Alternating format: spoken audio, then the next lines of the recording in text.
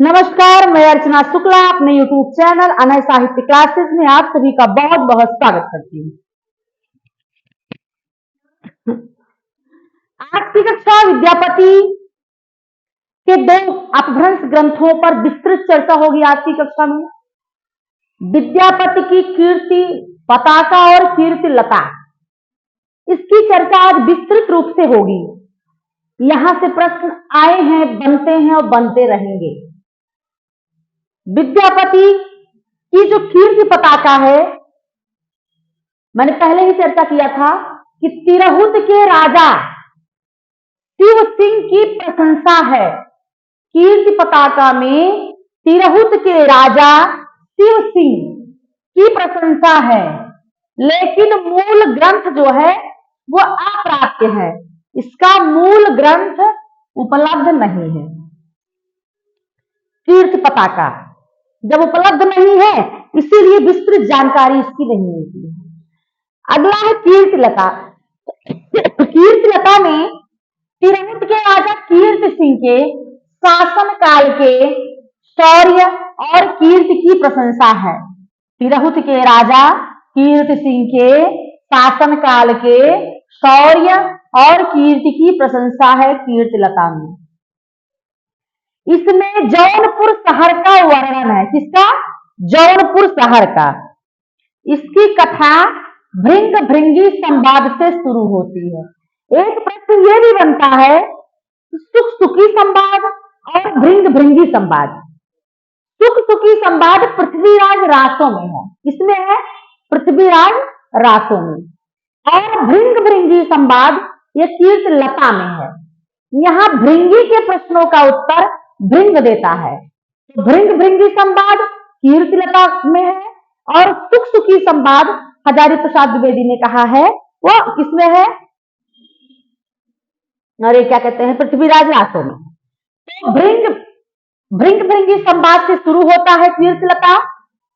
इसमें भृंगी के प्रश्नों का उत्तर भृंग देता है। किसमें? कीर्ति लता में। इसको 4 पल्लों में विभक्त किया गया। 4 पल्लों में किस पल्लों में किसकी चर्चा हुई है, इसको देखते हैं। जो प्रथम पल्लव है, प्रथम पल्लव में राजा कीर्ति सिंह के वंश परंपरा का वर्णन है। तो वंश परंपरा का वर्णन प्रथम पल्लव में है। दूसरे पल्लव में क्या है कि असवान जो है ये गणेश्वर को छल से परास्त करता है और उसकी हत्या कर देता है, असलान। और इस प्रकार से जब गणेश्वर की हत्या हो जाती है तो कीर्ति सिंह जौनपुर पहुंचता है, जौनपुर जाता है असलान से युद्ध करने के लिए। तो द्वितीय में गणेश्वर का छल से परास्त करना और उसका वध करना किसके द्वारा? असलान के द्वारा। और कीर्ति सिंह का जौनपुर जाना असलान से युद्ध करने के लिए। तृतीय पल्लव में इब्राहिम शाह को कीर्ति सिंह अपने पिता के मृत्यु के विषय में, वध के विषय में बताता है। इब्राहिम शाह को कीर्ति सिंह अपने पिता के वध के विषय में पूरी जानकारी देता है तीसरे पल्लव में। चौथे पल्लव में असलान जो है कीर्ति सिंह का युद्ध होता है, जिसमें कि असलान भागता है और भागते हुए असलान को कीर्ति सिंह छोड़ देता है, और उसके बाद कीर्ति सिंह की विजय होती है। तो 4 पल्लव है। पहले पल्लव में कीर्ति सिंह, प्रथम पल्लव में कीर्ति सिंह के वंश परंपरा का वर्णन है। द्वितीय पल्लव में गणेश्वर को परास्त कर वध करना असलान के द्वारा, और असलान से युद्ध करने के लिए कीर्ति सिंह का जौनपुर जाना है। तीसरे पल्लव में इब्राहिम शाह को अपने पिता के वध के विषय में कीर्ति सिंह बताते हैं।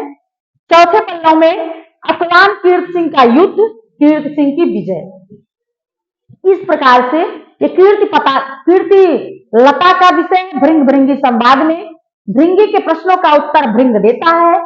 प्रथम पल्लव में कीर्ति सिंह के वंश परंपरा का वर्णन, दूसरे पल्लव में गणेशकर की मृत्यु छल से परास्त करके असलान उसकी मृत्यु करता है, वध करता है, और उसके बाद उससे युद्ध करने के लिए कीर्ति सिंह जौनपुर जाता है। तीसरे पल्लव में इब्राहिम शाह को कीर्ति सिंह अपने पिता के वध के विषय में बताता है।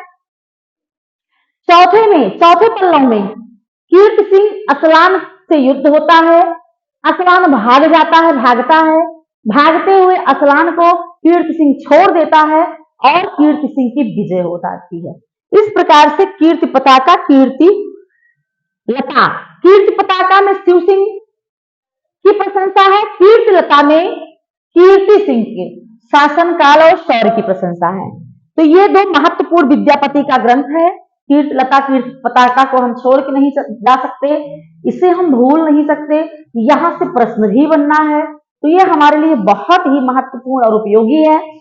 इस प्रकार से आज की कक्षा में कीर्ति लता, कीर्ति पताका के साथ हम आपसे अलविदा लेते हैं। अगली कक्षा में विद्यापति से संबंधित और महत्वपूर्ण जानकारियों के साथ आपके सामने उपस्थित होंगे। आप हमें अब आज्ञा दीजिए। धन्यवाद।